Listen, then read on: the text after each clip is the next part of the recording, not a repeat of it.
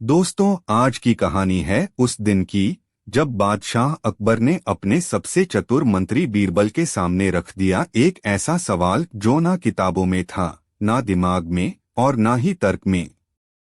पूरा दरबार सन्न रह गया। बीरबल भी पहली बार चुप। कौन पूछता है ऐसा सवाल? क्या बीरबल हार मान गया था, या फिर ये भी उनकी चालाकी का हिस्सा था? इस कहानी में आपको मिलेगा दरबार का दिलचस्प माहौल, चुटीले संवाद और एक ऐसा सामाजिक व्यंग्य जो हंसाते हंसाते सोचने पर मजबूर कर देगा। तो चलिए सुनते हैं। बीरबल से पूछा गया ऐसा सवाल जिसका कोई जवाब नहीं था। एक बार की बात है, दरबार का माहौल कुछ अलग था। लाल पत्थरों से सजी दीवाने खास की छत से धूप छनकर बीरबल के चेहरे पर पड़ रही थी, लेकिन आज उनका चेहरा कुछ अधिक शांत था। शांत जैसे कोई तूफान आने से पहले का सन्नाटा।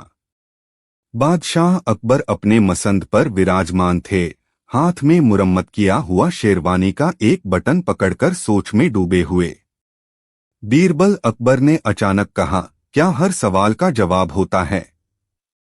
बीरबल मुस्कराया, जहां सवाल में समझ हो वहां जवाब भी मिल जाता है हुजूर। तो अगर मैं ऐसा सवाल पूछूं जिसका कोई जवाब ही ना हो, तब? बीरबल ने पल भर के लिए सिर झुकाया, तो या तो सवाल गलत होगा या फिर वक्त।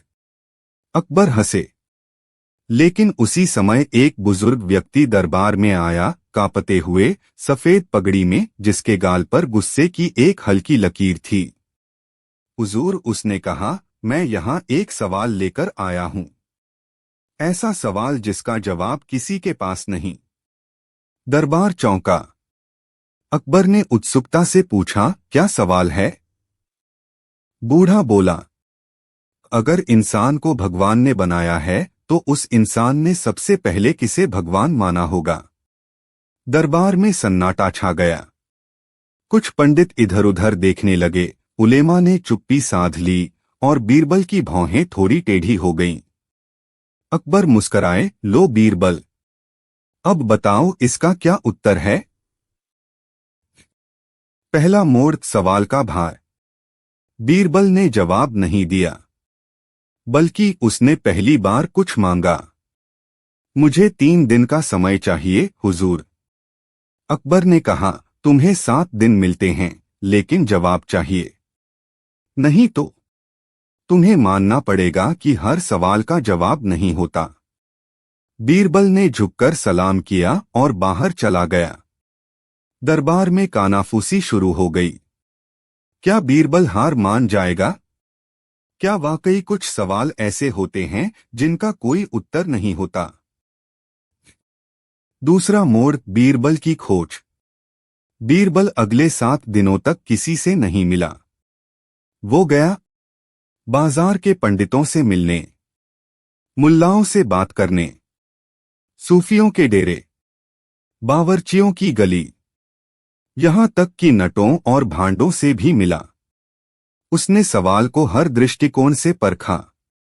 आखिरकार 7वें दिन वह दरबार लौटा, एक बेहद साधारण व्यक्ति के साथ।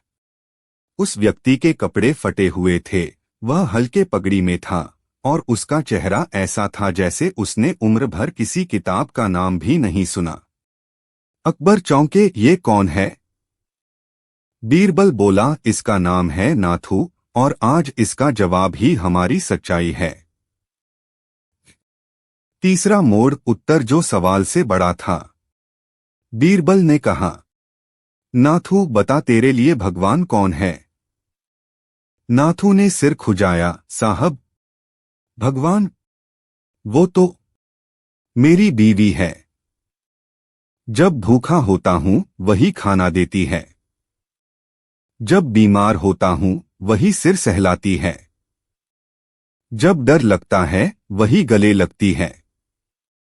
मैं उसी को भगवान मानता हूं। दरबार में हंसी फूट पड़ी, लेकिन बीरबल ने गंभीरता से अकबर की ओर देखा। हुजूर, नाथू का जवाब ही वो उत्तर है जो बताता है कि इंसान सबसे पहले उसी को भगवान मानता है जो उसके लिए जरूरत की पूर्ति करता है, डर में साथ देता है और जीने की वजह बनता है। शुरू में ना धर्म था ना किताबें।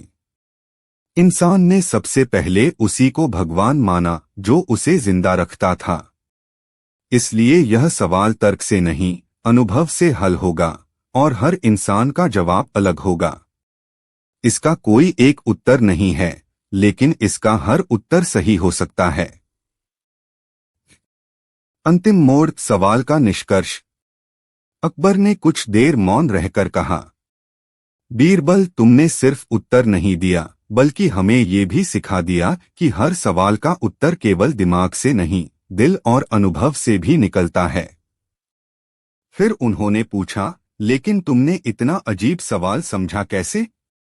बीरबल मुस्कराया, हुजूर, जब कोई सवाल बार बार जवाब ना दे तो समझ जाना चाहिए सवाल सवाल नहीं बल्कि आईना है। और आईना कभी एक जवाब नहीं देता।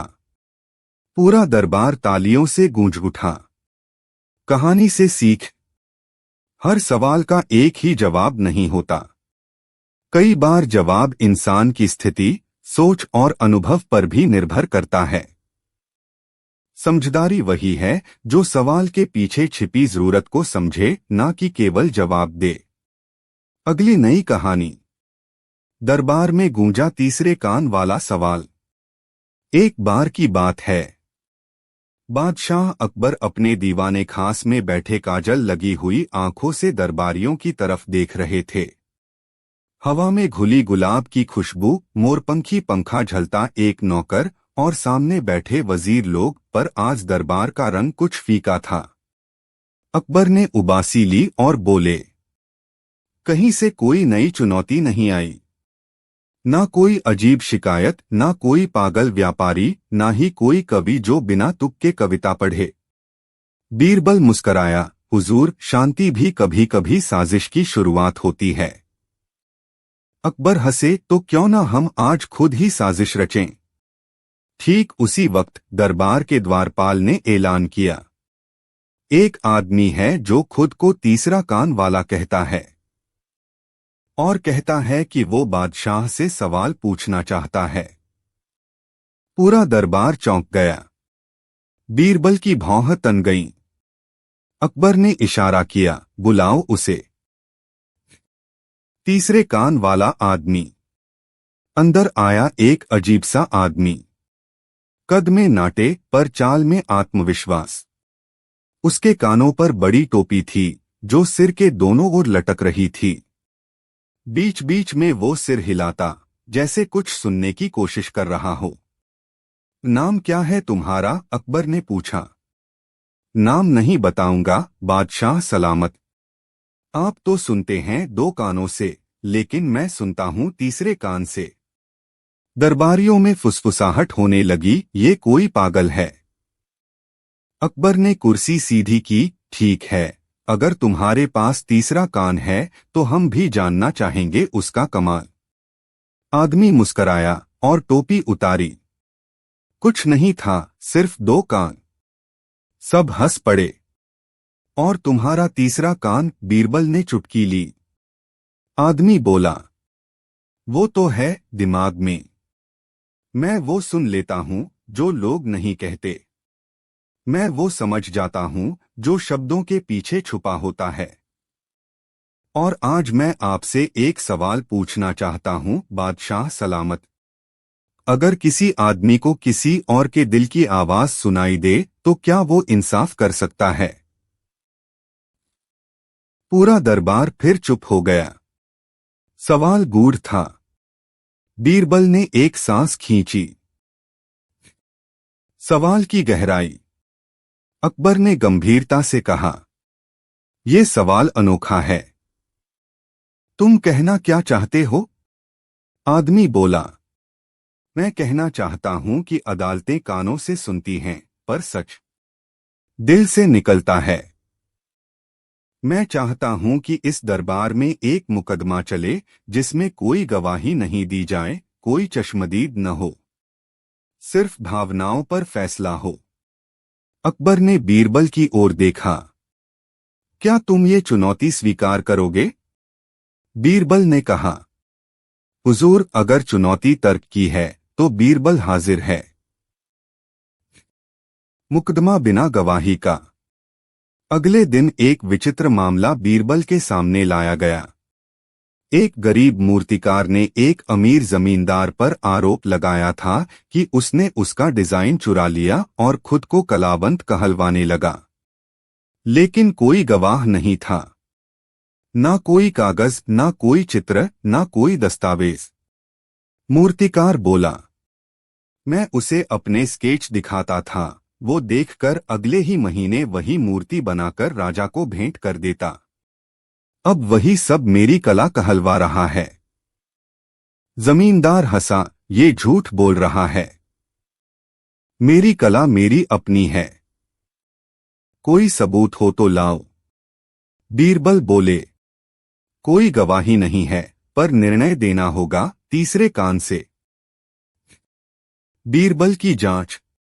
बीरबल ने दोनों से कहा, अगले 3 दिन तक तुम दोनों एक एक नई मूर्ति बनाओ, और वो भी एक ही विषय पर, दया की प्रतिमा। तीसरे दिन हम तय करेंगे कि किसकी कला में भावनाएं हैं और किसकी में केवल शिल्प। 3 दिन बीते। तीसरे दिन दोनों मूर्तियां लाई गईं। जमींदार की मूर्ति बड़ी थी, महंगी संगमरमर से बनी। उसमें एक औरत थी जो एक घायल कुत्ते को दूध पिला रही थी। सुंदर थी पर चेहरा भावहीन था। मूर्तिकार की प्रतिमा मामूली मिट्टी से बनी थी। एक माँ थी जो अपने भूखे बेटे को आधा रोटी दे रही थी, खुद आधा खा रही थी। उसके चेहरे पर भूख भी थी, प्यार भी। बीरबल ने दरबार में सबको देखा। दोनों कलाएं सुंदर हैं, पर क्या कलात्मकता ही सत्य है, या भावनात्मक सच्चाई भी कोई मापदंड है? फिर उन्होंने कहा, मुझे तीसरे कान से सुनाई देता है, एक माँ का त्याग, एक पेट की भूख, एक कलाकार की सच्चाई। इस अदालत में फैसला होगा दिल की आवाज से, और इसीलिए मैं मानता हूं कि असली कलाकार वही है जिसने सच्ची दया को छू लिया। अंतिम उलटफेर। तभी जमींदार चिल्लाया, यह सब मिलकर किया गया धोखा है। ये सब साजिश थी मेरी बेइज्जती की। बीरबल मुस्कराया, और यही बात साबित करती है कि तुम्हारे पास सिर्फ शिल्प है, संवेदना नहीं। तुम्हारा दिल खाली है, कान तो 2 हैं, लेकिन दिमाग ने कुछ सुना ही नहीं। अकबर बोले, यह मामला न केवल न्याय का, बल्कि न्याय की सुनने की शैली का भी था। हमें सीख मिली कि हर सच चीख कर नहीं बोलता, कुछ सच खामोश होते हैं जो केवल संवेदना से समझे जाते हैं। कहानी से सीख। हर अदालत कानों से नहीं, समझ से चलती है। गवाही हमेशा शब्दों में नहीं होती, कभी कभी इंसान की बनाई चीजें भी बोलती हैं। और सबसे बड़ी बात, सच वो नहीं होता जो जोर से कहा जाए। सच वो होता है जो चुपचाप महसूस हो। अगली नई कहानी। बीरबल और वह दिन जब दरबारियों ने उसे पहचानने से इनकार कर दिया। एक बार की बात है। सुबह का वक्त था। सूरज लाल रंग में रंगा हुआ धीरे धीरे दरबार की दीवारों पर चमकने लगा था। दीवाने खास में हलचल शुरू हो चुकी थी। एक तरफ मंत्रीगण अपनी मसंद संभाल रहे थे, तो दूसरी तरफ वफादार दरबारी रोज के जैसे बारी बारी से सलाम ठोक रहे थे। इसी भीड़ में बीरबल भी प्रवेश कर रहे थे, अपने चिरपरिचित अंदाज में, गहरा नीला अंगरखा, सिर पर झुकी हुई पगड़ी और होठों पर वही हल्की सी व्यंग्यात्मक मुस्कान। लेकिन इस बार कुछ अलग हुआ। मुख्य द्वार पर खड़ा संतरी उनकी ओर देखता रहा और फिर चौंकते हुए बोला, रुको, तुम कौन हो? बीरबल ठिठक गए। क्या मतलब? मैं बीरबल हूं, दरबार का मंत्री। संतरी हंस पड़ा। बीरबल, हमारी आंखें फोड़ोगे क्या? बीरबल तो हमारे दरबार में कल ही आए थे। तुम कोई और हो। वापस जाओ। बीरबल को यकीन नहीं हुआ। उन्होंने कहा, मैं रोज आता हूं, पहचानो मेरी आवाज, चेहरा। पर संतरी ने इशारा किया, बिना पहचान के दरबार में नहीं घुस सकते। बीरबल को यह मजाक समझ में नहीं आया, लेकिन उन्होंने सोचा शायद यह कोई नया दरबारी है जो मुझे ठीक से जानता नहीं। वो चुपचाप अंदर घुसे जहां दरबार लग चुका था। पहली हैरानी, कोई नहीं पहचानता। बीरबल दरबार के अंदर पहुंचे और हमेशा की तरह सलाम किया। बीरबल की तरफ से सलाम, बादशाह सलामत। अकबर ने उन्हें देखा और कहा, कौन हो तुम? और क्यों किसी और के नाम से सलाम कर रहे हो? अब बीरबल एकदम स्तब्ध हो गए। हुजूर, मैं बीरबल ही हूं। रोज आपके साथ बैठता हूं, मुद्दों को हल करता हूं। मंत्री फतेहुल्लाह खड़े हो गए। बादशाह सलामत, ये आदमी पागल लगता है। बीरबल तो यहां बैठे हैं। और तभी दरबार के दाहिने कोने से उठकर एक आदमी आया, बिल्कुल बीरबल जैसा ही हुलिया, वही कपड़े, वही चेहरा, वही चाल। वो आकर बोला, मैं ही बीरबल हूं। और ये कोई धोखेबाज लगता है। पूरा दरबार शोर से गूंज उठा। बीरबल का सिर चकरा गया। ये क्या हो रहा है? क्या सबने अपना दिमाग खो दिया है? या फिर यह मेरे साथ कोई चाल है? दूसरी हैरानी, पहचान का इम्तिहान। बादशाह अकबर ने आदेश दिया, दोनों को अलग अलग कक्ष में रखा जाए। हम परीक्षण करेंगे कि असली बीरबल कौन है। अगले 3 दिन तक दोनों को परखा गया। दोनों ने वही तर्क दिए, वही बचपन की कहानियां सुनाई, वही रणनीति प्रस्तुत की। अंत में एक विशेष चुनौती रखी गई। अगर तुम बीरबल हो तो हमें बताओ बादशाह अकबर का वो राज जो सिर्फ तुम ही जानते हो। दोनों ने चुप्पी साध ली। फिर एक बीरबल बोला, जब आप युद्ध के समय घायल हुए थे और आपने मुझे वो पत्र दिया था जो आज तक आपने किसी को नहीं दिखाया, उसमें आपने लिखा था, अगर मैं न बचा तो बीरबल को मेरा उत्तराधिकारी माना जाए। दूसरे बीरबल ने कहा, मुझे यह याद नहीं। अकबर थोड़ा हिले, फिर बोले, तो तुम पहले वाले हो? बीरबल बोले, नहीं हुजूर, वह बात मैंने किसी से नहीं कही थी। ये दूसरा बीरबल झूठ बोल रहा है। ये बात केवल आपके पास ही थी। इसका जवाब देना असंभव है। अकबर चुप हो गए। तीसरा मोड़, जासूस की घुसपैठ। उसी रात बीरबल को एक संदेश मिला, चुपचाप एक अंधेरी कोठरी में बुलाया गया। वहां खुफिया विभाग का प्रमुख मौजूद था। बीरबल साहब, दरबार में आपकी जगह किसी और को बैठाने का आदेश किसी और ने नहीं, खुद बादशाह ने दिया था। बीरबल चौंके, क्यों? वो बोला, दरअसल खबर है कि किसी विदेशी सुल्तान ने हमारे दरबार में अपना जासूस भेजा है, जो आपकी तरह दिखता है और आपकी शैली की नकल कर सकता है।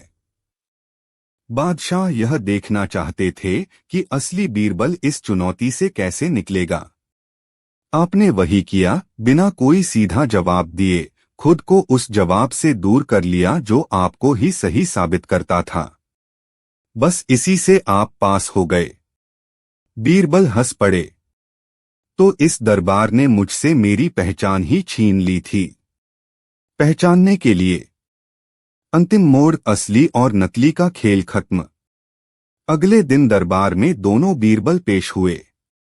बादशाह ने दोनों की ओर देखा और कहा, हमने जानबूझकर यह खेल रचा था। कभी कभी जब किसी का नाम इतना बड़ा हो जाए तो यह देखना जरूरी हो जाता है कि अगर वो नाम छीन भी लिया जाए तो क्या पहचान बाकी बचती है। बीरबल ने सिर झुकाया, हुजूर, नाम तो लोगों के होते हैं। पहचान तो कर्म की होती है। अकबर बोले, और तुमने वही साबित किया। तुम बीरबल हो क्योंकि तुमने बीरबल की तरह सोचा, ना कि बीरबल होने का दावा किया। कहानी से सीख। कभी कभी दुनिया हमारी पहचान हमसे छीन लेती है, पर जो पहचान दिल और बुद्धि में हो वो कभी मिट नहीं सकती। असली होने का दावा जरूरी नहीं, असली होना ही काफी है। अगली नई कहानी, बीरबल और वो शिकायती औरत जिसने दरबार में बादशाह के खिलाफ केस कर दिया। एक बार की बात है, सुबह की धूप ने जैसे ही लाल किले की दीवारों को छूना शुरू किया, दीवानयाम की सीढ़ियों पर एक हलचल सी दौड़ पड़ी। हाथी, घोड़े, सजेधजे दरबारी, मुंशी, व्यापारी सब अपनी अपनी याचिकाओं के साथ दरबार की ओर जा रहे थे। लेकिन उस दिन सबसे अलग थी एक औरत। उसने न पायल पहनी थी, न झुमके, न माथे पर बिंदी थी, न आंखों में सुरमा, पर उसका चेहरा था तेज और चाल में था आत्मविश्वास। उसके साथ न कोई नौकर था, न कोई गवाह, बस एक चिट्ठी थी उसके हाथ में जिस पर साफ लिखा था, याचिका बादशाह हिंदुस्तान के खिलाफ। दरबार में सनसनी। जब वो औरत दरबार में दाखिल हुई तो पहरेदारों ने रास्ता रोक दिया। किससे मिलना है? बादशाह अकबर से। और इस बार वो सवाल नहीं पूछेंगे, जवाब देंगे। उसने गुस्से से कहा, क्या पागलपन है? एक दरबारी चिल्लाया, बादशाह के खिलाफ कोई शिकायत करता है क्या? औरत बोली, न्याय सबके लिए बराबर होता है, चाहे वो चाटुकार हो, मंत्री हो या खुद बादशाह। बात जब बीरबल तक पहुंची तो वो मुस्कराए। इसे अंदर आने दो, आज दरबार में असली मजा आएगा। याचिका का पाठ। बादशाह अकबर थोड़े हैरान थे। औरत, तुम मुझ पर इल्जाम लगाती हो? जानती हो इसके मायने क्या हैं? वो औरत बोली, हुजूर मैं जानती हूं, पर आप भी सुनिए। मैं अपनी शिकायत खुद पढ़कर सुनाऊंगी। फिर उसने चिट्ठी खोली और पढ़ा। मैं जमुनाबाई, निवासी चांदनी चौक, यह शिकायत करती हूं कि आपका शासन, आपके कर्मचारी और आपकी अदालतें सिर्फ रईसों के लिए बनी हैं। मैं एक दर्जन हूं जो अपने हुनर से जिंदा है, लेकिन मेरी मेहनत का माल 3 बार छीन लिया गया, एक अमीर सौदागर के आदमियों ने। मैंने कोतवाल से शिकायत की, पर कोई सुनवाई नहीं हुई। मुझे धमकी दी गई कि अगर फिर आवाज उठाई तो मुंह सिल दिया जाएगा। अब मैं सीधे आपसे पूछना चाहती हूं, क्या गरीबों के लिए कोई अदालत नहीं होती? बादशाह सलामत। दरबार में सन्नाटा छा गया। अकबर ने गहरी सांस ली, तो तुम कहती हो कि हमारे राज्य में गरीबों को न्याय नहीं मिलता? जमुनाबाई बोली, न्याय तब तक अधूरा है जब तक गरीब को अपना पक्ष रखने की पूरी छूट न हो। और आज मैं अपना पक्ष रखने आई हूं, नारी बनकर नहीं, नागरिक बनकर। बीरबल की दुविधा। बीरबल धीरे से बोले, हुजूर ये मामला केवल शिकायत का नहीं, आपके राज का दर्पण है। हमें इसकी तह में जाना होगा। अकबर ने हामी भरी, तो जांच शुरू की जाए। लेकिन बीरबल, एक शर्त, मैं इस केस में प्रतिवादी हूं, इसलिए फैसला तुम्हारा होगा। बीरबल उठ खड़े हुए। अगर इंसाफ देना है तो राजपाट की दीवारों को पार करना पड़ेगा। जांच शुरू, हकीकत का सामना। बीरबल अगले 3 दिन तक चांदनी चौक में रहे। उन्होंने उस दुकान को देखा जहां जमुनाबाई काम करती थी। उसके पड़ोसियों से बात की। वो कोतवाल से भी मिले जिसने शिकायत दर्ज नहीं की थी। बीरबल ने देखा कि सौदागर के आदमी खुलेआम घूमते हैं, कानून को जेब में लिए। फिर एक रात उन्होंने भेष बदलकर सौदागर के गोदाम में प्रवेश किया। वहां उन्होंने दर्जनों कपड़ों के थान देखे, जिन पर जमुना के हस्ताक्षर के निशान थे, जिन्हें वो हर तैयार माल पर सुई से टांका करती थी। अब बीरबल को कोई शक नहीं रहा। दरबार में फैसला। 3 दिन बाद बीरबल वापस दरबार लौटे। पूरा दरबार भरा हुआ था, जैसे लोग कोई तमाशा देखने आए हों। बीरबल बोले, हुजूर, फैसला सुनाने से पहले मैं एक खेल करवाना चाहता हूं। उन्होंने कोतवाल, सौदागर और उसके आदमियों को सामने खड़ा किया। फिर जमुना बाई से कहा, क्या आप अपनी बनाई हुई कोई भी चीज पहचान सकती हैं? हर कढ़ाई मेरी उंगलियों की छाप होती है। बीरबल ने सौदागर से कुछ कपड़े मंगवाए और पूछा, इनमें से कौन कौन से आपने खरीदे हैं? सौदागर घबराया पर बोला, ये सब मेरे माल हैं। जमुना बाई ने उन पर हाथ रखा और बिना हिचकिचाहट कहा, ये और ये 3 मेरे बनाए हुए हैं। इसमें मेरी उंगलियों की चुभन और मेरी सुई का लहू है। बीरबल ने कपड़े पलटे, हर एक में था जैसे एक कोड ज की हल्की टांकेदार कढ़ाई। यह वही हस्ताक्षर था जिसे बीरबल ने पहले से खोजा था। बीरबल बोले, हुजूर, अब न्याय स्पष्ट है। इस अदालत में कोई राजा नहीं, कोई रंक नहीं, सिर्फ न्याय है। अकबर का मौन और आत्मचिंतन। अकबर ने सिर झुकाया। जमुना बाई, आज तुमने हमें वो आईना दिखाया जिसे अक्सर बादशाह देखना नहीं चाहते। हमारी अदालत ने अगर देर की तो दोष मेरा भी है, पर आज इस दरबार में न्याय हुआ और उसकी तलवार तुमने चलाई। अकबर ने सौदागर की सारी संपत्ति जब्त करने का आदेश दिया, कोतवाल को बर्खास्त किया और जमुना को शाही दर्जा और स्वतंत्र कढ़ाई केंद्र खोलने का हक दिया। कहानी से सीख।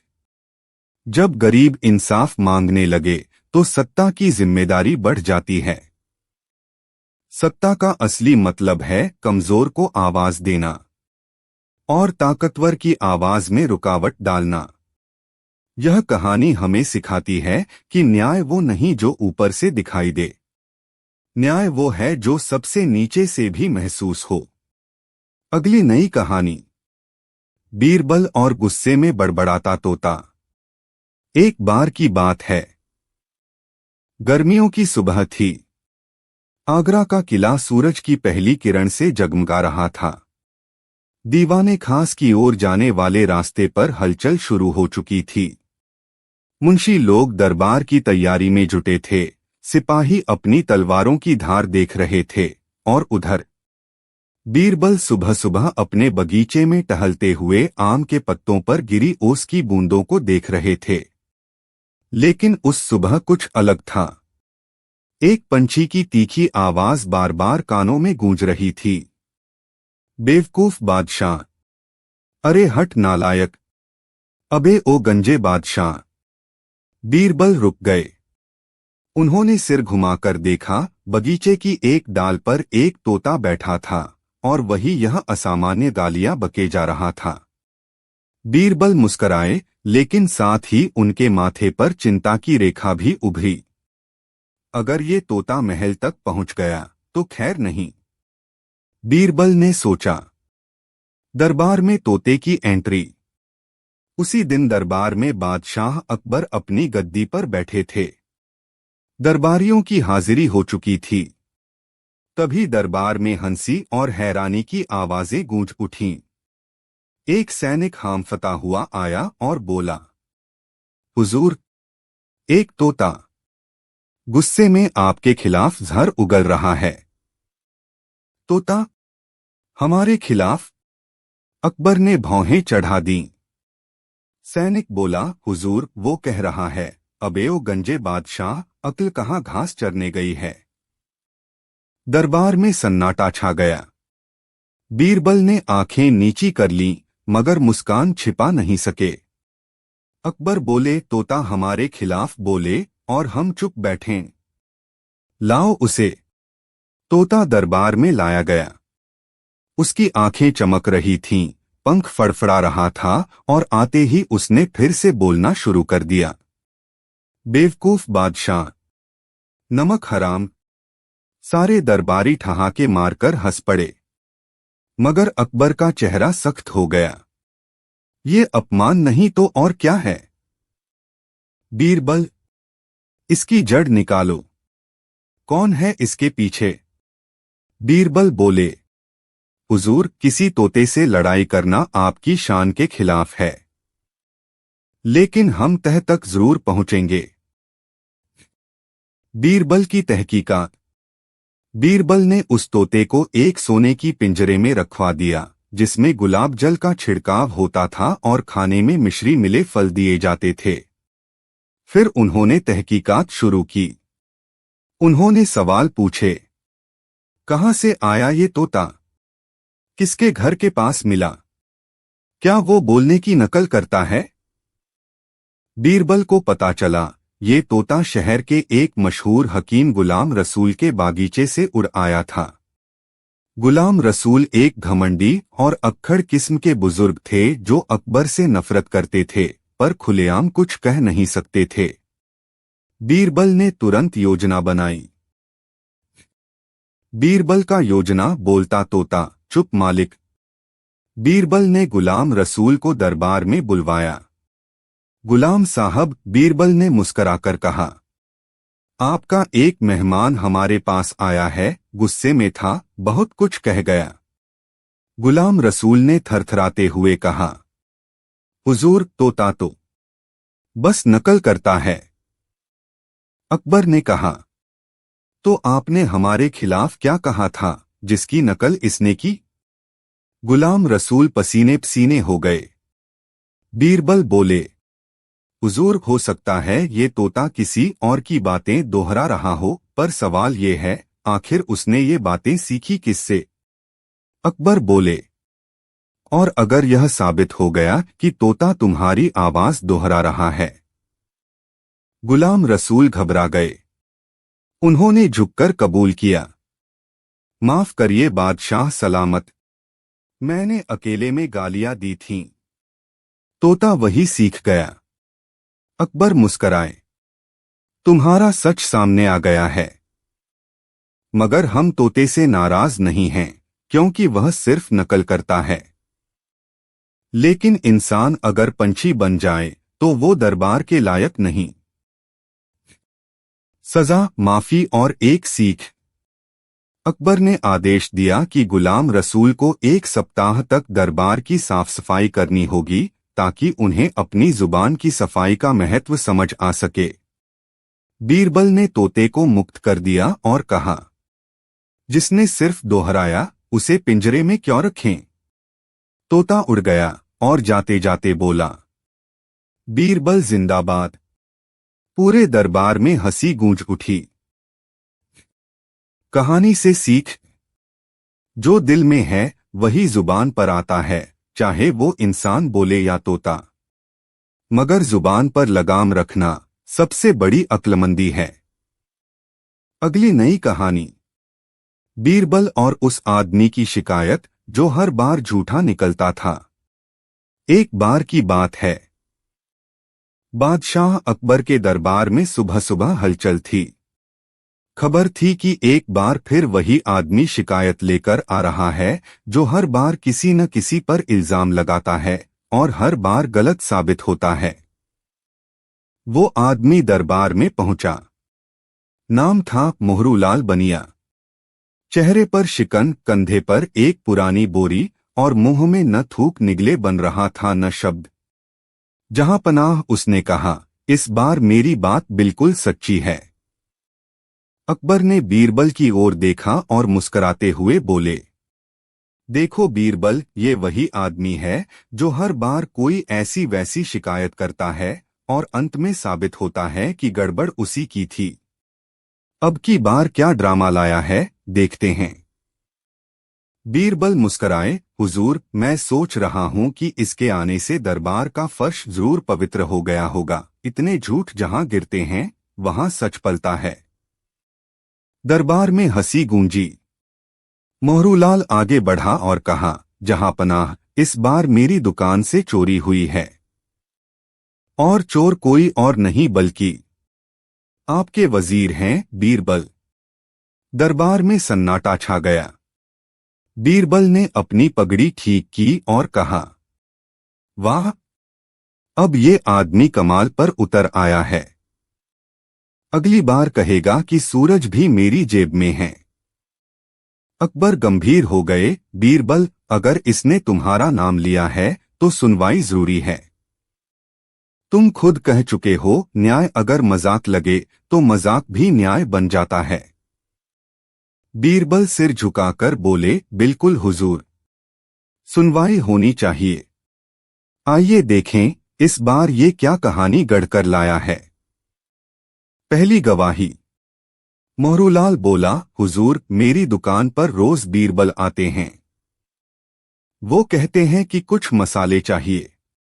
मैं देता हूं, लेकिन कल रात मैंने उन्हें खुद अपनी आंखों से मेरी दुकान में घुसते देखा और वो चुपचाप बाहर निकले।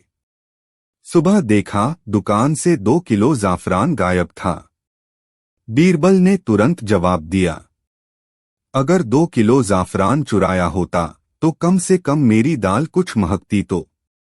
दरबार में फिर हंसी की लहर दौड़ी। अकबर बोले, शांत रहो।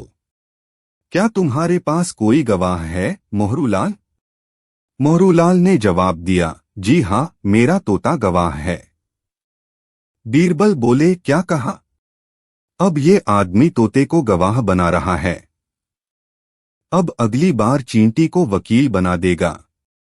तोते की गवाही। मोहरूलाल ने पिंजरे से तोता निकाला और कहा, बोल मोती, चोर कौन है? तोते ने कहा, बीर बीर बीर बीर बीर। बीरबल ने चुटकी ली। हुजूर, अगर ये गवाही मानी जाएगी तो अगली बार मैं भी एक कबूतर पाल लूंगा जो दिन भर मोहरूलाल झूठा है बोलेगा। अकबर मुस्कराए। बीरबल, ये तोता तो लगता है काफी तेज है। बीरबल बोले, जी हुजूर, ये तोता नहीं, ये तो उस आदमी की चालाकी है जिसे हर बार सच को झूठ और झूठ को सच बनाने में मजा आता है। बीरबल की चाल। बीरबल बोले, जहांपनाह, अगर इजाजत हो तो मैं एक दिन का समय चाहता हूं इस चोर का पता लगाने के लिए। अकबर ने इजाजत दी।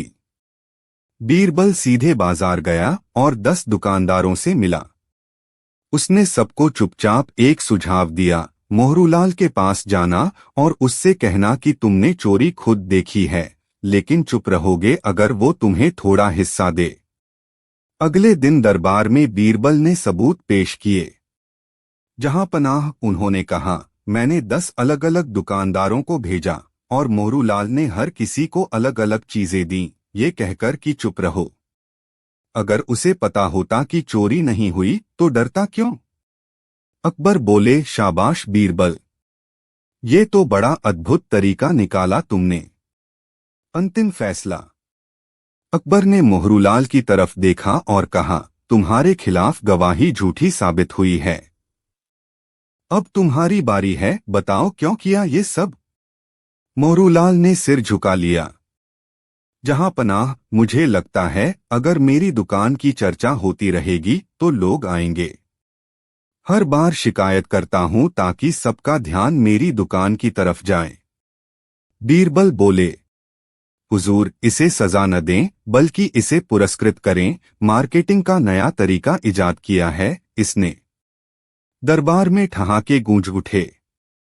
अकबर बोले, ठीक है, इसे एक दिन के लिए दरबार का मुख्य प्रचार मंत्री बनाया जाए ताकि जो काम इसके झूठ से नहीं हुआ वो इसकी समझ से हो जाए।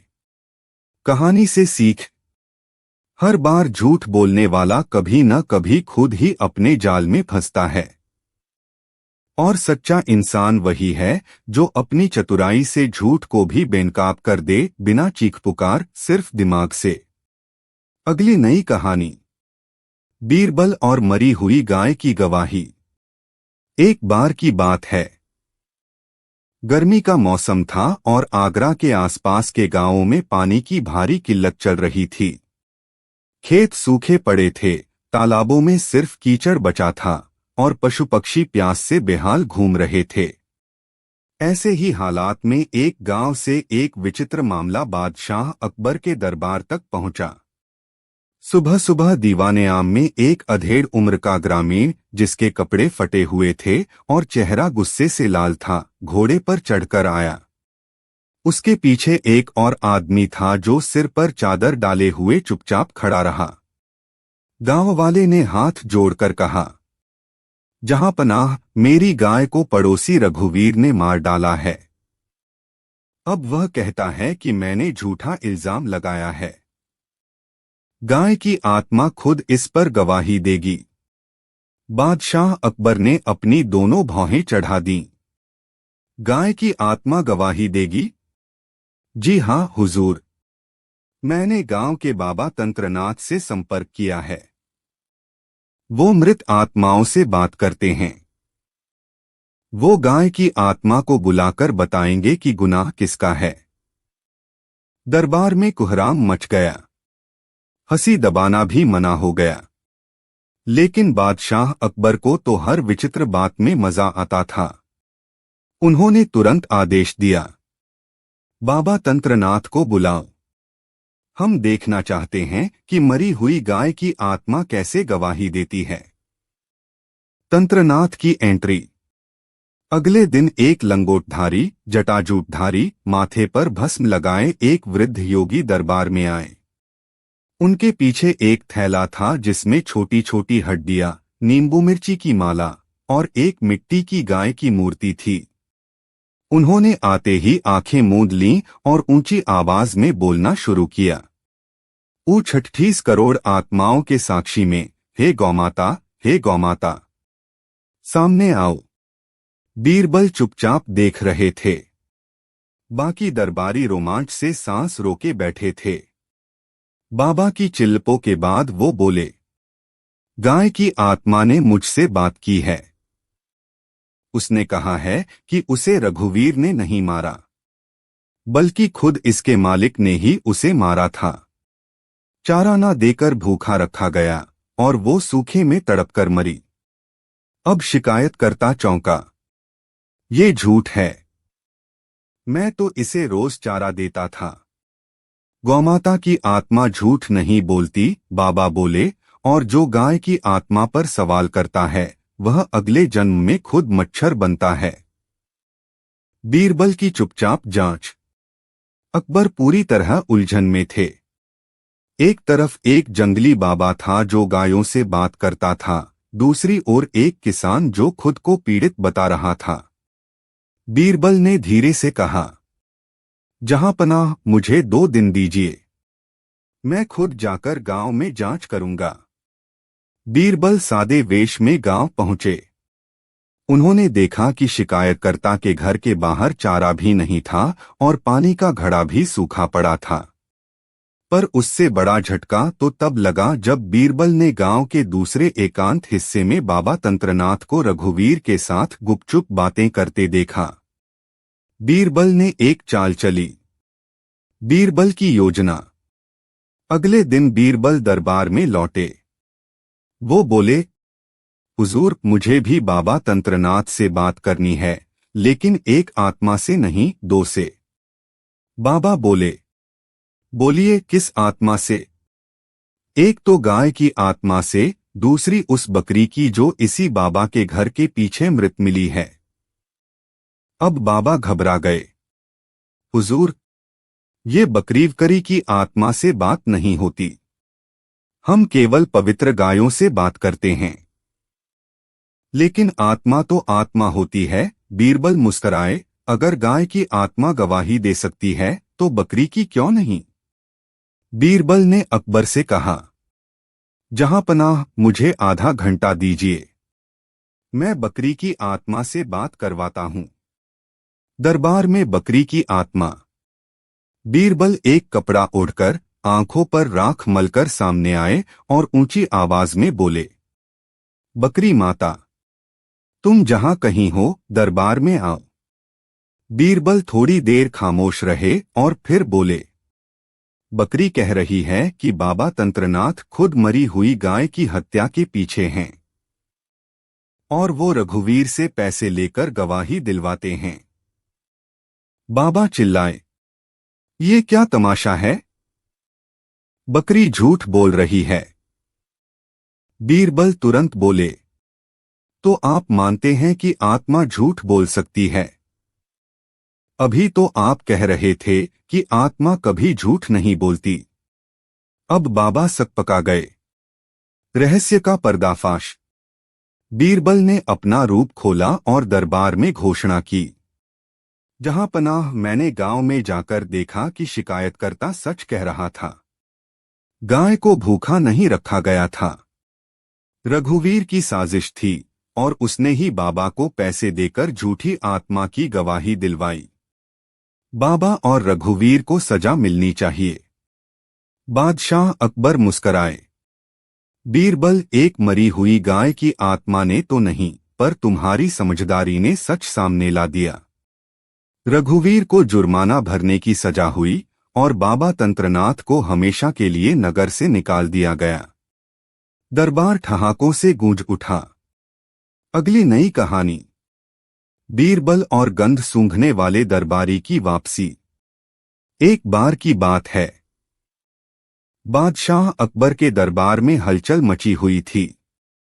राजमहल के बाग में रखे आम के पेड़ों से किसी ने रातों रात सारे आम चुरा लिए थे, लेकिन चोर ने पेड़ों को कोई नुकसान नहीं पहुंचाया था। न कोई पत्ता टूटा, न कोई डाली टूटी। सभी आम गायब थे और सुबह जब माली दौड़ा दौड़ा आया तो उसने हाथ जोड़कर कहा, हुजूर, ये कोई आम चोर नहीं था, ये कोई सूंघकर चुराने वाला चमत्कारी चोर है। अकबर ने भौहें चढ़ाई, मतलब? माली बोला, हुजूर, कल रात जब मैं पहरे पर था मैंने एक अजीब खुशबू महसूस की, जैसे कोई गंध हवा में घुल रही हो। तभी अचानक मेरी आंखें भारी हो गईं और मुझे नींद आ गई। दरबारियों ने इसे कोई बहाना समझा, लेकिन तभी बीरबल ने कुछ और ही सोचा। हुजूर, अगर इजाजत दें तो मैं इस मामले की तह तक जाना चाहूंगा। मुझे सिर्फ 3 दिन चाहिए। अकबर ने सिर हिलाया। पहला दिन, महक की खोज। बीरबल चुपचाप उस बाग में गया और 3 जगह से मिट्टी उठाकर एक कांच की शीशी में बंद कर ली। फिर वो सीधे चला गया उस पुराने दरबारी की ओर जो कभी सिर्फ सूंघकर चीजों की असलियत बता सकता था। वो था घराणाचार्य पटेलाल, जिसे दरबार से वर्षों पहले निकाल दिया गया था क्योंकि वो हर बार गलत भविष्यवाणी कर बैठता था। लेकिन अब बीरबल को उसकी सबसे अजीब शक्ति की जरूरत थी, सूंघने की। पटेलाल अब एक गांव में घास बेचता था और अपने कान में बांसुरी लगाए घूमता था। बीरबल ने उसे वापस बुलाया, कहा, अगर तुम 3 दिन के अंदर वो गंध पहचान लो जो उस रात बाग में थी तो दरबार तुम्हारा कर्जदार रहेगा। पटेलाल बोला, गंध तो समय के साथ मर जाती है बीरबल, लेकिन मुझे सिर्फ एक बार उस रात की हवा चाहिए। बीरबल ने उसे बाग में लाकर खड़ा किया और पटेलाल ने गहरी सांस ली। फिर आंखें बंद करके बोला, यह कोई आम गंध नहीं है। इसमें चंदन है, गुलाब है और कोई परफ्यूम जैसा रसायन भी। यह किसी रईस की गंध है, किसान की नहीं। दूसरा दिन, गंध का पीछा। अब बीरबल ने राजमहल के सभी दरबारियों को बुलवाया और उनकी तलाशी ली, लेकिन कुछ भी नहीं मिला। फिर उसने एक योजना बनाई। उसने सभी दरबारियों को एक कतार में खड़ा कर दिया और कहा, आप सभी को मैं एक एक फूल दूंगा, उसे अपनी जेब में रखिए। कल सुबह वो फूल मुझे वापस कीजिए। दरबारियों को समझ नहीं आया कि इससे क्या होगा, लेकिन सब राजी हो गए। सुबह जब फूल लौटाए गए, बीरबल ने सीधे पटेलाल को बुलाया और सारे फूल उसके सामने रख दिए। पटेलाल ने एक फूल को उठाते ही कहा, यही वो है। यही उस गंध से भीगा हुआ है। यही वो इंसान है जो उस रात वहां गया था। अकबर ने पूछा, किसका है ये फूल? एक खामोशी छा गई। धीरे धीरे सामने आया नाम, वजीर ए खास निजाम खान। तीसरा दिन पर्दाफाश। निजाम खान डर गया, लेकिन वह बोला, मैं तो कभी उस बाग में नहीं गया। मुझे फंसाया जा रहा है। बीरबल मुस्कराया और बोला, मैं जानता हूं आप वहां गए थे, लेकिन आपको आमों की भूख नहीं थी, आपको गंध की लालसा थी। दरबार में सब चौंक गए। बीरबल ने खुलासा किया, निजाम खान एक दुर्लभ गंध संग्रह करते हैं। उन्हें फूलों, पेड़ों और तेलों की गंधों का पागलपन की हद तक शौक है। मैंने पाया कि कुछ समय पहले उन्होंने एक नई गंध तैयार की थी, अमरश्री, जिसमें आम के पत्तों की गंध को चंदन से मिलाया जाता है। पर इसके लिए असली आम चाहिए होते हैं, और बहुत सारे। अकबर ने पूछा, पर यह कैसे साबित होगा कि इन्होंने ही आम चुराए? बीरबल बोला, कल रात मैंने उनकी हवेली के पास गश्त लगवाई थी। वहां की खिड़की से आमों की गंध आ रही थी, और सबसे मजेदार बात यह थी कि उनके रसोइये ने आम की खीर बनाई थी, लेकिन आम के मौसम के पहले ही। अब निजाम खान पकड़े जा चुके थे। समाप्ति की ओर एक मोड़। अकबर ने बीरबल से पूछा, तुमने फूलों की योजना क्यों बनाई थी? बीरबल ने मुस्कुराकर कहा, जो इंसान गंध का शौकीन है वो सबसे पहले किसी भी चीज को सूंघेगा, और वही गंध उस फूल में बस गई थी। बाकी फूलों से गंध उड़ गई थी, लेकिन उस पर वो छाप छोड़ गया। अकबर हंस पड़े। बीरबल, तुमने गंध से भी अपराधी पकड़ लिया। अब तुमसे डर लगने लगा है। बीरबल ने सिर झुका लिया और मुस्कुराकर बोला, हुजूर, मैं तो सिर्फ आपकी नाक का सेवक हूं। दरबार ठहाकों से गूंज उठा। अगली नई कहानी। बीरबल और जब बादशाह ने उसे कहा, तुम कभी मेरे दरबार में नहीं थे।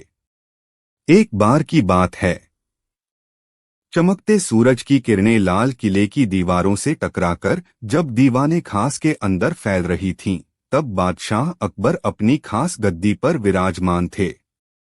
आज दरबार में कुछ अजीब सा सन्नाटा था।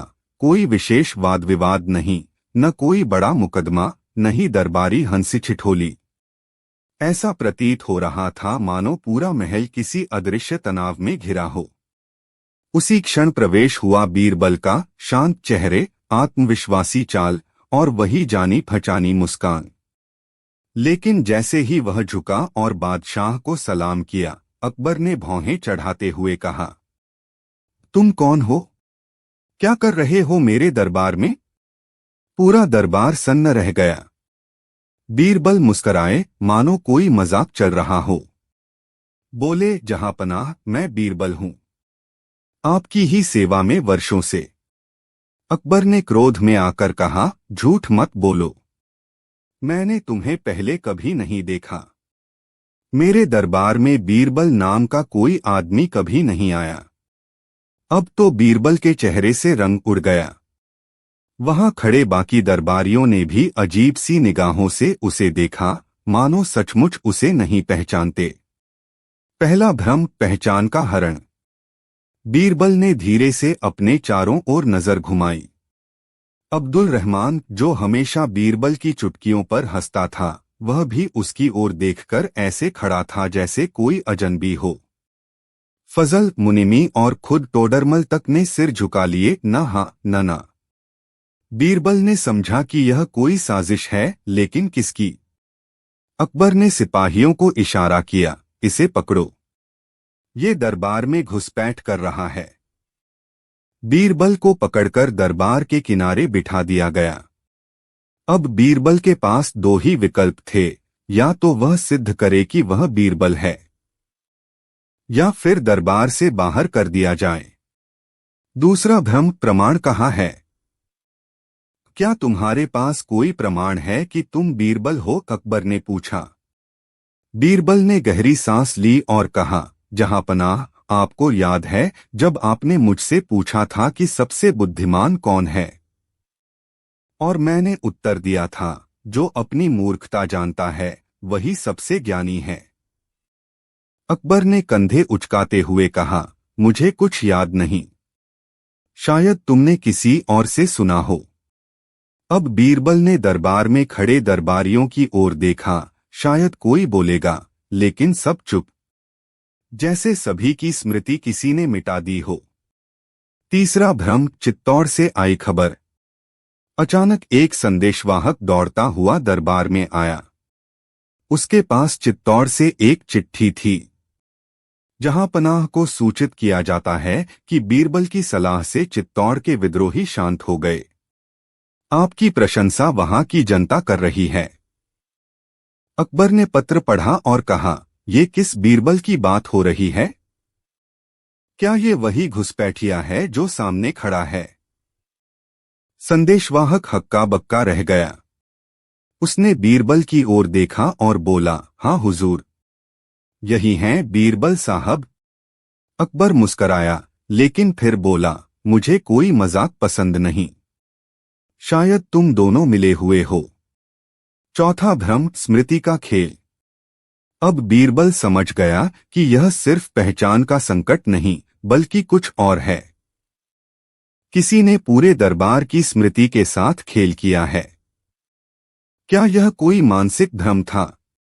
कोई औषधि? कोई शातिर चाल? बीरबल को याद आया कि एक सप्ताह पहले दरबार में एक वैद्य आया था, जिसने बादशाह और दरबारियों को स्मृति बढ़ाने वाली खास जड़ी बूटी दी थी। क्या उसी में कोई चाल थी? पांचवा भ्रम, वैद्य की वापसी। बीरबल ने बादशाह से आग्रह किया, जहांपनाह, कृपया उस वैद्य को फिर बुलाया जाए। हो सकता है वही इस भ्रम का उत्तर दे सके। अकबर सहमत हो गए। 3 घंटे बाद वही वैद्य दरबार में लाया गया। लंबी दाढ़ी, टेढ़ा कमंडल और आंखों में चमक। तुमने हमारे दरबार को कोई औषधि दी थी? क्या उसमें कुछ ऐसा था जिससे लोगों की स्मृति बदल गई? बीरबल ने पूछा। वैद्य हंसा। बोला, मैं तो सिर्फ सेवक हूं। आप सभी को स्मृति दी, भूलने की नहीं। बीरबल ने तेजी से कहा, फिर भी उस औषधि का प्रभाव क्या था? वैद्य बोला, जिसने उसे बिना उद्देश्य के पिया, वह भूल गया कि उद्देश्य क्या था। अब बीरबल समझ गया, यह पूरा षड्यंत्र वैद्य का था। षड्यंत्र का खुलासा। बीरबल ने तब एक चाल चली। उसने कहा, अगर मैं बीरबल नहीं हूं तो मुझे फांसी दी जाए, लेकिन पहले मुझे एक आखिरी बात कहने दीजिए। अकबर ने इशारा किया, कहो। बीरबल मुस्कराया और कहा, जो खुद को भूल जाए वो बादशाह नहीं हो सकता, और जो बादशाह को उसका भूतकाल याद दिला दे वह बीरबल होता है। फिर उसने अकबर को एक खास यंत्र दिखाया, जिसमें वह और अकबर पिछले साल होली पर रंग खेलते दिख रहे थे। यह यंत्र बीरबल ने पहले ही बनवा रखा था, एक दर्पणनुमा चित्रकारी जिसमें विशेष लेंस लगे थे जो प्रकाश में पुरानी आकृतियां दिखा सकते थे। बादशाह चित्र देखकर चौंक गए। ये तो मैं हूं। और ये? जी हां, बीरबल। और देखिए टोडरमल कैसे गुलाल उड़ा रहे हैं। अकबर के चेहरे पर झट से हंसी लौट आई। उसकी स्मृति जैसे वापस लौट आई हो। बीरबल, ओह, मैं कैसे भूल गया। तुम ही हो। स्मृति की वापसी। एक एक कर सभी दरबारियों की आंखों में चमक लौटी। किसी को बीरबल के जोक्स याद आए, किसी को उसकी बुद्धिमत्ता, और सबसे ज्यादा उसकी उपस्थिति। अकबर ने गुस्से में वैद्य को पकड़ने का आदेश दिया, लेकिन वह वैद्य अचानक गायब हो चुका था, जैसे वह कोई भूत हो। बीरबल ने कहा, शायद यह कोई मानसिक खेल था, लेकिन अब मैं समझ गया हूं, दरबार केवल सत्ता से नहीं चलता, स्मृति से चलता है। अकबर ने बीरबल को गले लगा लिया। अब कोई तुम्हारी पहचान को नहीं भुला सकता बीरबल। बीरबल मुस्कराया, लेकिन उसके मन में एक सवाल अभी भी अटका था, क्या वह वैद्य इंसान था भी? अगली नई कहानी। बीरबल और उस आदमी की योजना जो हर हफ्ते नाम बदलता था। एक बार की बात है। दरबार सजा हुआ था। दीवाने खास में लाल कालीन, चांदी की मूर्तियां और इत्र की खुशबू फैली थी। अकबर अपने सिंहासन पर बैठे थे और बीरबल हमेशा की तरह दाईं ओर खड़े थे, आंखों में वही चिरपरिचित चमक। तभी दरबार में एक अजीब फरियादी आया। उसके कपड़े ऐसे थे जैसे 5 अलग अलग जातियों के लोग मिलकर सिलवाए हों। पगड़ी मुसलमानों जैसी, कुर्ता ब्राह्मणों जैसा, कमर में गुजराती व्यापारी की पट्टी और जूते किसी सूबेदार के जैसे।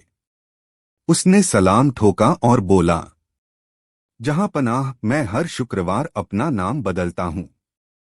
इस वजह से मुझे हर हफ्ते नया जीवन मिलता है, लेकिन आज एक मुसीबत में फंस गया हूं। अकबर ने भौहें चढ़ाई, नाम बदलना कोई खेल है? और तुम हो कौन? उसने कहा, मैं वही हूं जो हर शुक्रवार नया बनता है। पिछले हफ्ते मैं नाथू माली था, इस हफ्ते रहीम दर्जी हूं। अगले हफ्ते लुहार बनूंगा। लेकिन इस बार जो हुआ, उसने मेरी जान को खतरे में डाल दिया है। बीरबल मुस्कराए, जनाब, नाम बदलने से क्या दिमाग भी बदल जाता है? कभी कभी, उसने रहस्यमय अंदाज में कहा। दरबार हंसी में डूबने ही वाला था कि वह आदमी बोला, हुजूर, एक बहुत बड़ा धोखा हो गया है और मेरी जान खतरे में है। नाम बदलने की चाल। बीरबल ने पूछा, तुम्हारी जान को खतरा किससे है और किस नाम के कारण? मैं बताता हूं, वह बोला। 2 महीने पहले मैं हरिराम बन गया था, एक व्यापारी। उस रूप में मैंने एक धनी साहूकार से व्यापार किया, जो काफी चालाक निकला। फिर मैंने फजल मियां बनकर उसी से बदला लिया, उसका माल जब्त कराया। और अब? बीरबल ने आंखें तरेरी। अब वो साहूकार मुझे पहचान गया है। उसने मेरी गर्दन की कीमत लगा दी है, चाहे मैं रघु बनूं या सलीम। अकबर ने गंभीरता से कहा, तुम्हारे नामों की फहरिस्त तो गड़बड़ लगती है। लेकिन इस खेल में कोई अपराध भी छुपा है क्या? बीरबल ने शांति से कहा, जहां पनाह, मुझे 1 हफ्ते का समय दीजिए। मैं इस नाम बदलू की असलियत का पता लगाता हूं। अकबर बोले, बीरबल, तुम ही इसका जवाब हो। बीरबल की पहली चाल। बीरबल ने उस आदमी से कहा, तुम्हें 1 हफ्ते के लिए एक ही नाम रखने की इजाजत नहीं है। हर दिन नया नाम रखना होगा और हर दिन उसी नाम से एक सच्चा काम करना होगा। हम निगरानी करेंगे। आदमी घबराया, यह तो जुल्म है। नहीं, बीरबल मुस्कराए, यह जांच है। अगले 7 दिनों तक हर दिन वह एक नया नाम रखता और बीरबल के भेजे सिपाही उसकी गतिविधियों को देखते। पहले दिन वह मोहन भंगी बना, नगर में सफाई करता पाया गया। दूसरे दिन ईसा जुलाहा बना, बुनाई करता मिला। तीसरे दिन रामू ग्वाला बना, दूध बांटता मिला। लेकिन चौथे दिन कुछ गड़बड़ हुई। नकली नकली निकला। चौथे दिन वह गौतम पंडित बना और मंदिर में प्रवचन देने गया। वहां से 2 मूर्तियां चोरी हो गईं। 5वें दिन वह मकबूल हकीम बना और किसी को ऐसी दवा दी कि वह बीमार हो गया। बीरबल ने उसी रात उसे पकड़वा लिया। अब बताओ, बीरबल बोले, तुम असल में हो कौन? आदमी बोला, मैं सच कहूं तो कोई नहीं हूं, बस एक योजनाबद्ध अपराधी हूं।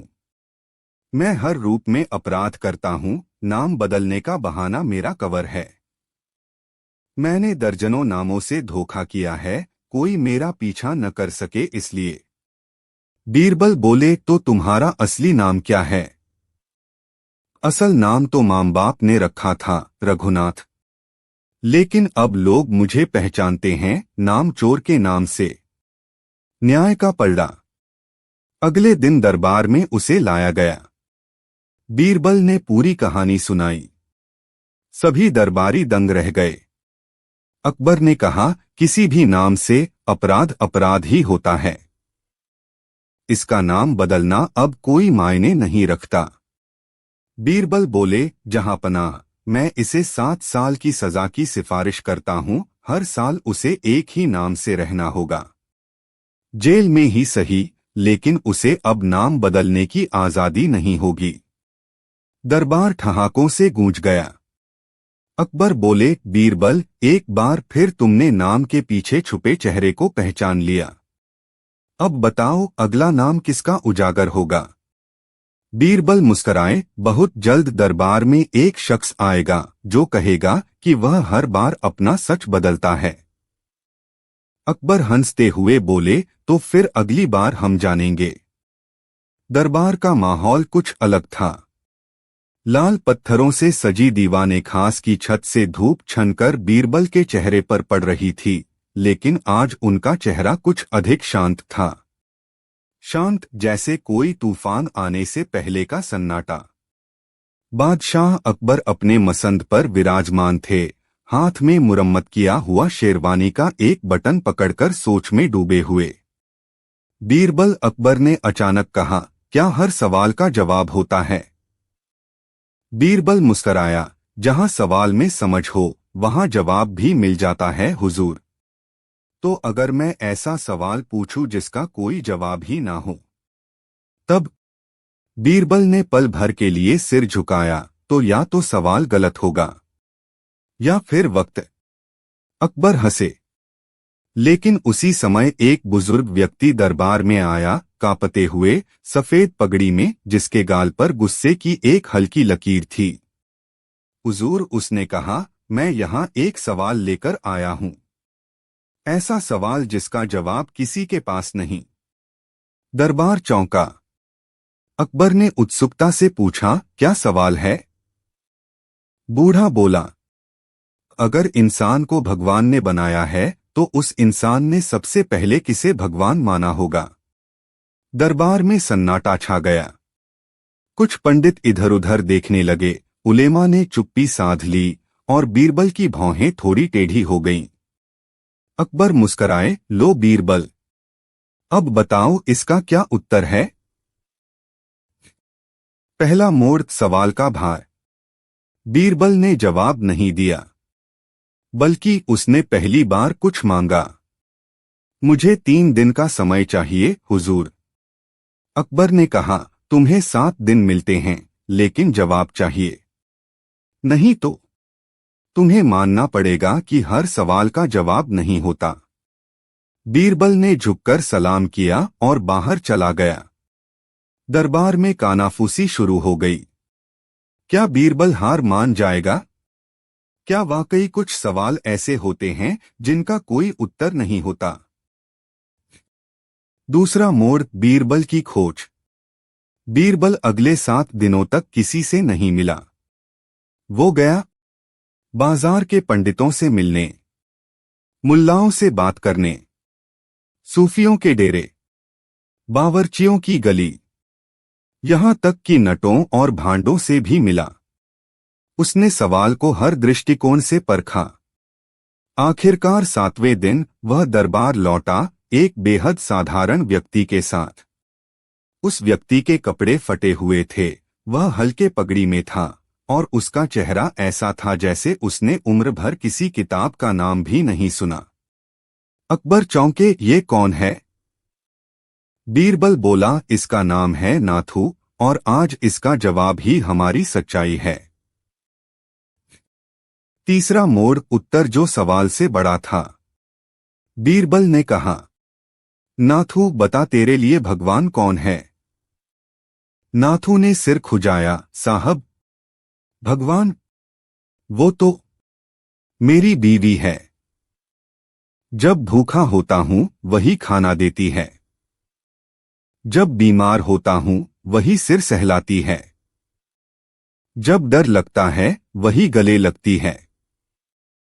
मैं उसी को भगवान मानता हूँ।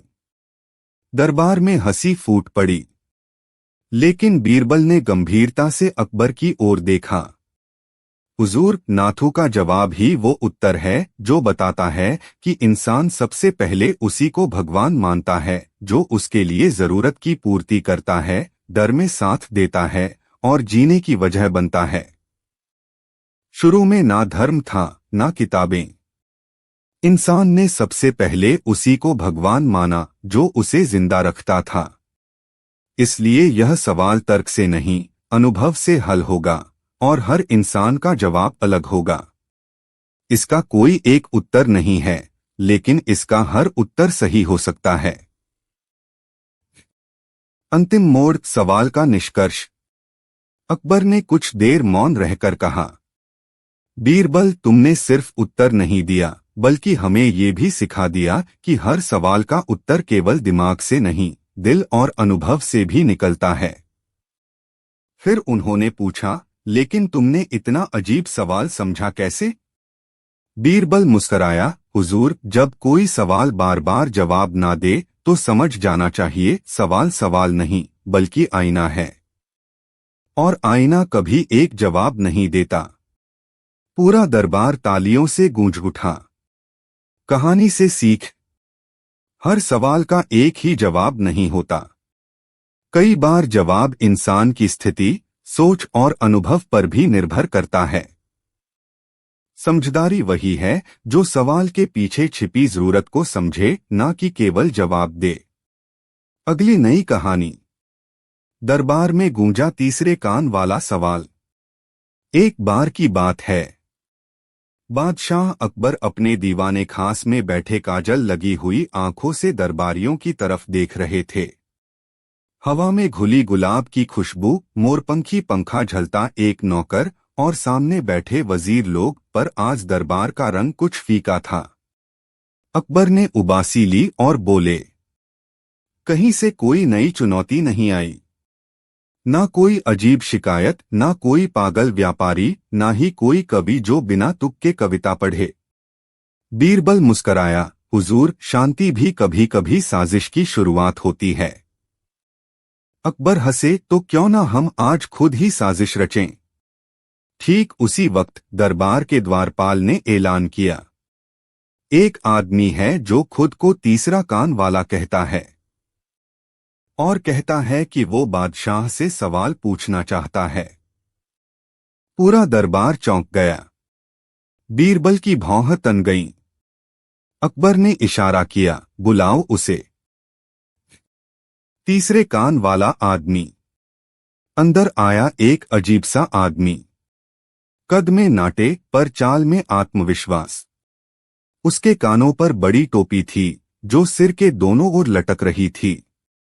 बीच बीच में वो सिर हिलाता, जैसे कुछ सुनने की कोशिश कर रहा हो। नाम क्या है तुम्हारा? अकबर ने पूछा। नाम नहीं बताऊंगा, बादशाह सलामत।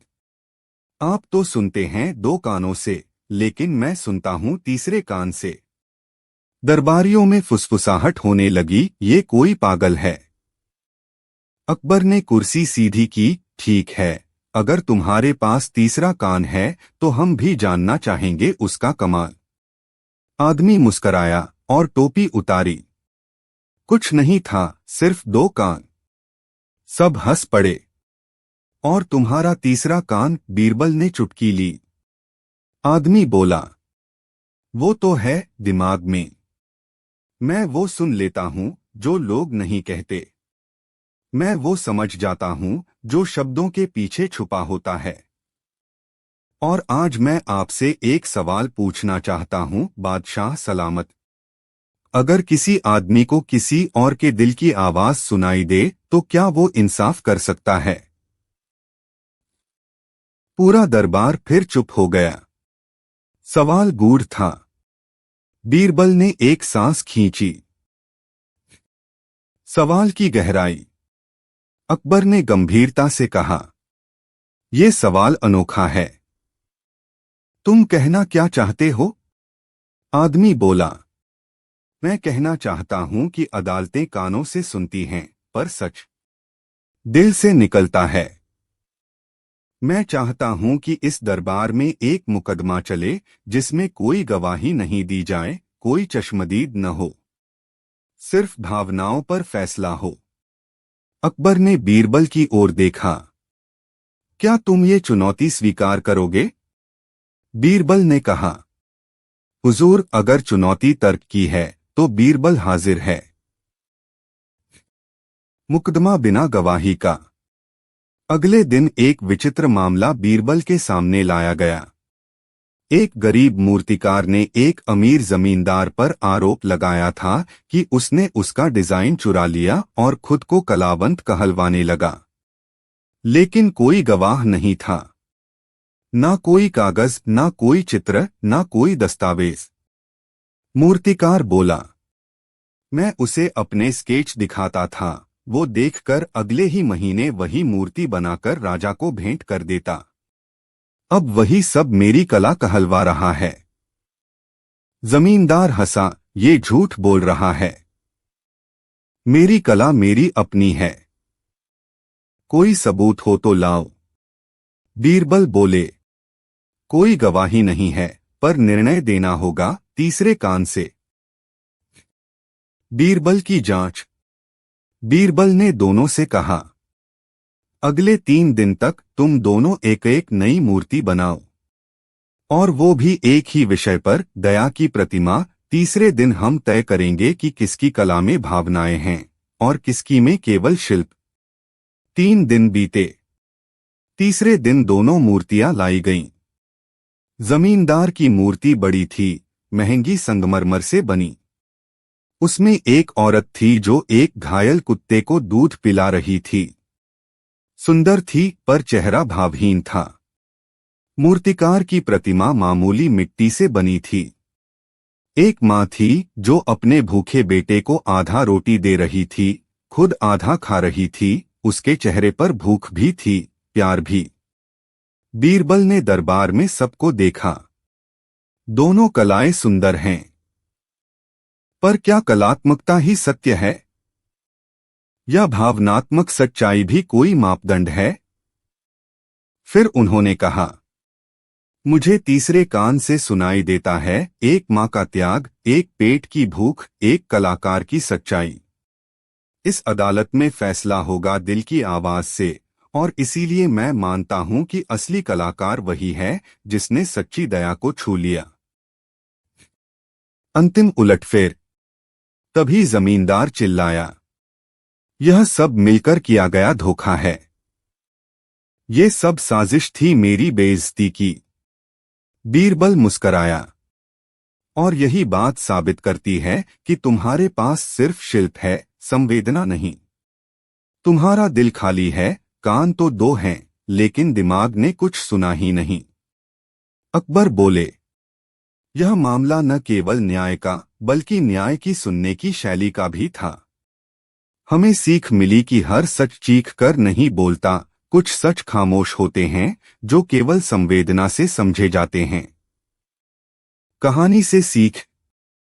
हर अदालत कानों से नहीं, समझ से चलती है। गवाही हमेशा शब्दों में नहीं होती, कभी कभी इंसान की बनाई चीजें भी बोलती हैं। और सबसे बड़ी बात, सच वो नहीं होता जो जोर से कहा जाए। सच वो होता है जो चुपचाप महसूस हो। अगली नई कहानी। बीरबल और वह दिन जब दरबारियों ने उसे पहचानने से इनकार कर दिया।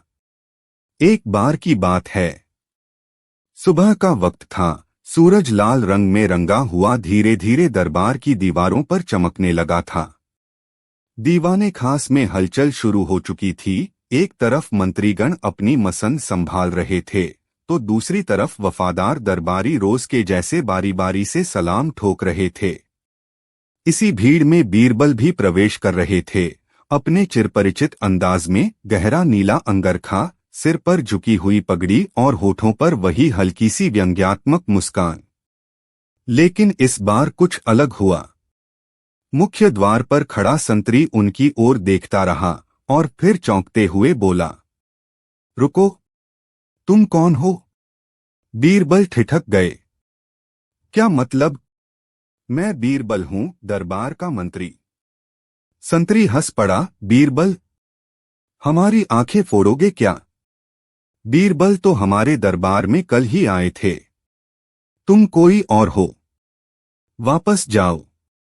बीरबल को यकीन नहीं हुआ। उन्होंने कहा, मैं रोज आता हूं, पहचानो मेरी आवाज, चेहरा।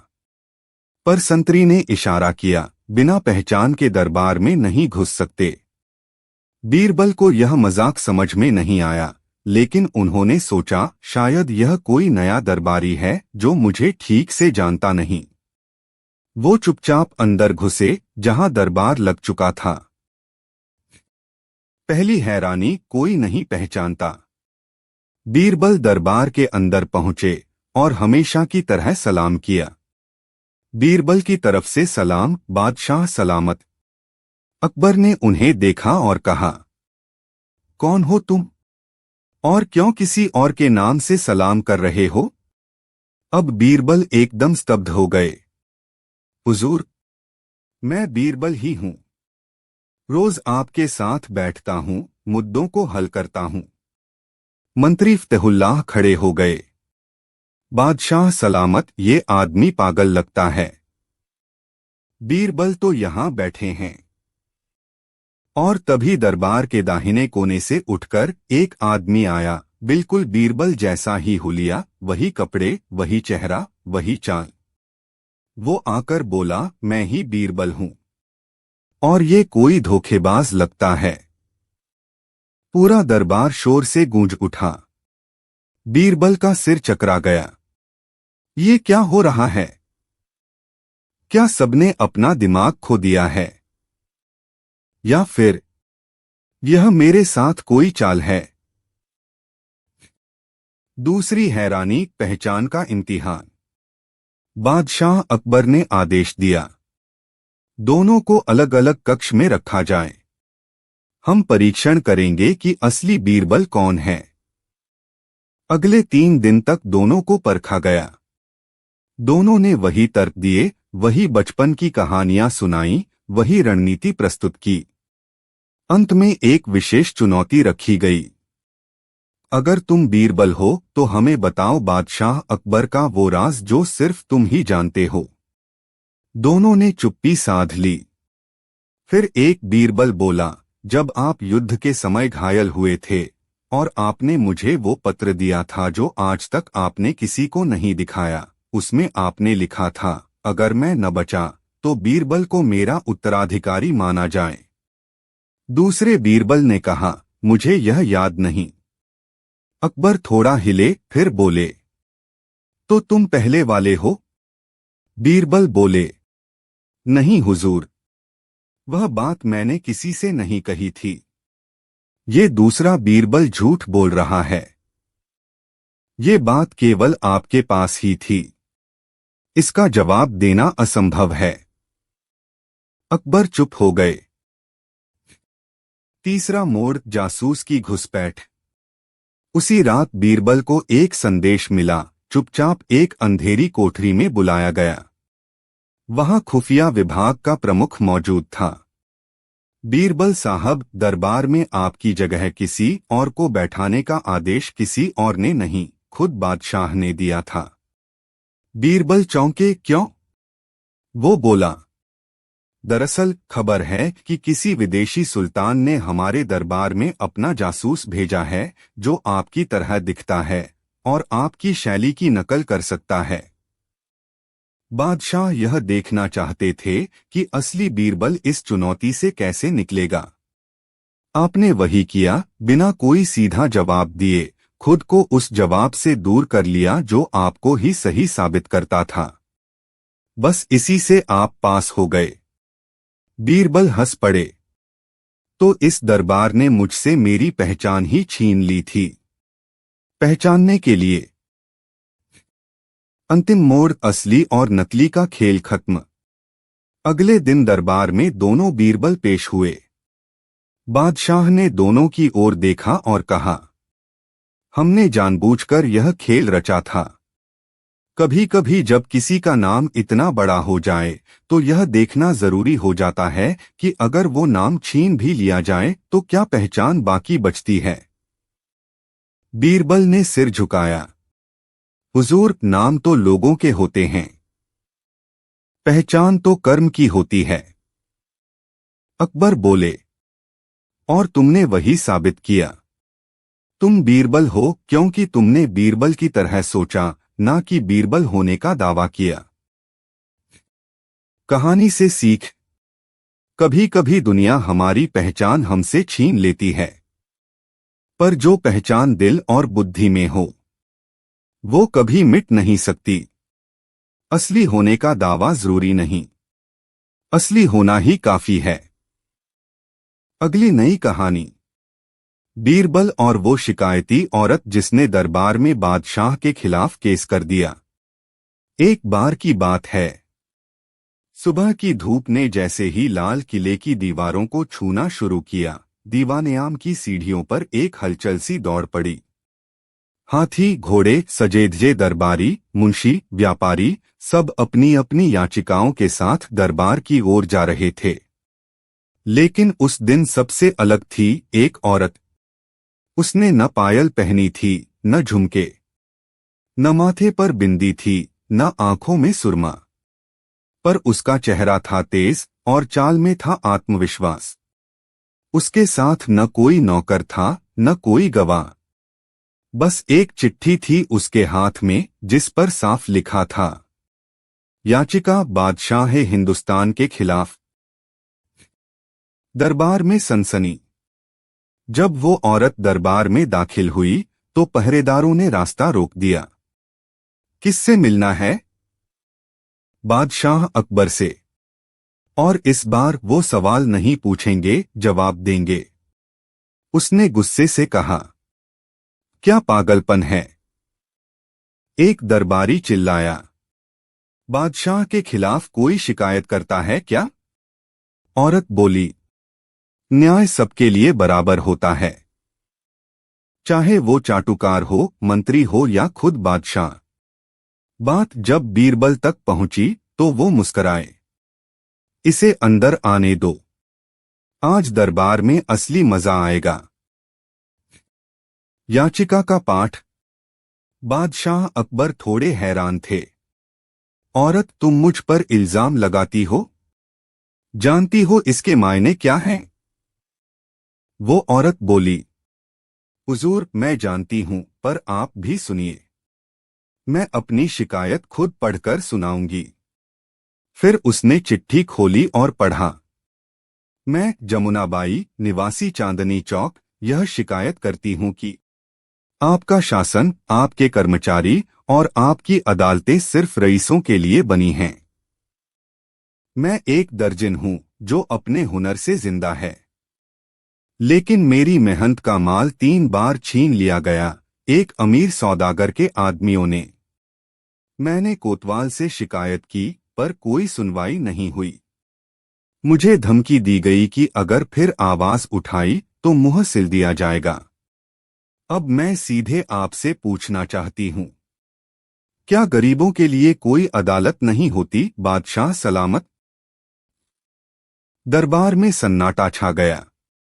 अकबर ने गहरी सांस ली, तो तुम कहती हो कि हमारे राज्य में गरीबों को न्याय नहीं मिलता?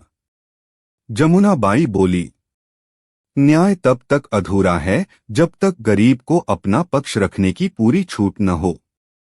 और आज मैं अपना पक्ष रखने आई हूं, नारी बनकर नहीं, नागरिक बनकर। बीरबल की दुविधा। बीरबल धीरे से बोले, हुजूर, ये मामला केवल शिकायत का नहीं, आपके राज का दर्पण है। हमें इसकी तह में जाना होगा। अकबर ने हामी भरी, तो जांच शुरू की जाए। लेकिन बीरबल, एक शर्त, मैं इस केस में प्रतिवादी हूं, इसलिए फैसला तुम्हारा होगा। बीरबल उठ खड़े हुए। अगर इंसाफ देना है तो राजपाट की दीवारों को पार करना पड़ेगा। जांच शुरू, हकीकत का सामना। बीरबल अगले 3 दिन तक चांदनी चौक में रहे। उन्होंने उस दुकान को देखा जहां जमुनाबाई काम करती थी। उसके पड़ोसियों से बात की। वो कोतवाल से भी मिले जिसने शिकायत दर्ज नहीं की थी। बीरबल ने देखा कि सौदागर के आदमी खुलेआम घूमते हैं, कानून को जेब में लिए। फिर एक रात उन्होंने भेष बदलकर सौदागर के गोदाम में प्रवेश किया।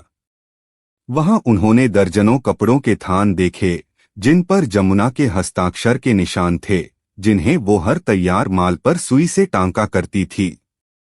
अब बीरबल को कोई शक नहीं रहा। दरबार में फैसला। 3 दिन बाद बीरबल वापस दरबार लौटे। पूरा दरबार भरा हुआ था, जैसे लोग कोई तमाशा देखने आए हों। बीरबल बोले, हुजूर, फैसला सुनाने से पहले मैं एक खेल करवाना चाहता हूं। उन्होंने कोतवाल, सौदागर और उसके आदमियों को सामने खड़ा किया। फिर जमुना बाई से कहा, क्या आप अपनी बनाई हुई कोई भी चीज पहचान सकती हैं? हर कढ़ाई मेरी उंगलियों की छाप होती है। बीरबल ने सौदागर से कुछ कपड़े मंगवाए और पूछा, इनमें से कौन कौन से आपने खरीदे हैं? सौदागर घबराया पर बोला, ये सब मेरे माल हैं। जमुना बाई ने उन पर हाथ रखा और बिना हिचकिचाहट कहा, ये और ये 3 मेरे बनाए हुए हैं। इसमें मेरी उंगलियों की चुभन और मेरी सुई का लहू है। बीरबल ने कपड़े पलटे, हर एक में था जैसे एक कोड ज की हल्की टांकेदार कढ़ाई। यह वही हस्ताक्षर था जिसे बीरबल ने पहले से खोजा था। बीरबल बोले, हुजूर, अब न्याय स्पष्ट है। इस अदालत में कोई राजा नहीं, कोई रंक नहीं, सिर्फ न्याय है। अकबर का मौन और आत्मचिंतन। अकबर ने सिर झुकाया। जमुना बाई, आज तुमने हमें वो आईना दिखाया जिसे अक्सर बादशाह देखना नहीं चाहते। हमारी अदालत ने अगर देर की तो दोष मेरा भी है, पर आज इस दरबार में न्याय हुआ और उसकी तलवार तुमने चलाई। अकबर ने सौदागर की सारी संपत्ति जब्त करने का आदेश दिया, कोतवाल को बर्खास्त किया और जमुना को शाही दर्जा और स्वतंत्र कढ़ाई केंद्र खोलने का हक दिया। कहानी से सीख। जब गरीब इंसाफ मांगने लगे तो सत्ता की जिम्मेदारी बढ़ जाती है। सत्ता का असली मतलब है कमजोर को आवाज देना और ताकतवर की आवाज में रुकावट डालना। यह कहानी हमें सिखाती है कि न्याय वो नहीं जो ऊपर से दिखाई दे, न्याय वो है जो सबसे नीचे से भी महसूस हो। अगली नई कहानी, बीरबल और गुस्से में बड़बड़ाता तोता। एक बार की बात है, गर्मियों की सुबह थी। आगरा का किला सूरज की पहली किरण से जगमगा रहा था। दीवाने खास की ओर जाने वाले रास्ते पर हलचल शुरू हो चुकी थी। मुंशी लोग दरबार की तैयारी में जुटे थे, सिपाही अपनी तलवारों की धार देख रहे थे और उधर बीरबल सुबह सुबह अपने बगीचे में टहलते हुए आम के पत्तों पर गिरी ओस की बूंदों को देख रहे थे। लेकिन उस सुबह कुछ अलग था। एक पंछी की तीखी आवाज बार बार कानों में गूंज रही थी, बेवकूफ बादशाह, अरे हट नालायक, अबे ओ गंजे बादशाह। बीरबल रुक गए। उन्होंने सिर घुमाकर देखा, बगीचे की एक डाल पर एक तोता बैठा था और वही यह असामान्य गालियां बके जा रहा था। बीरबल मुस्कराए, लेकिन साथ ही उनके माथे पर चिंता की रेखा भी उभरी। अगर ये तोता महल तक पहुंच गया तो खैर नहीं, बीरबल ने सोचा। दरबार में तोते की एंट्री। उसी दिन दरबार में बादशाह अकबर अपनी गद्दी पर बैठे थे। दरबारियों की हाजिरी हो चुकी थी।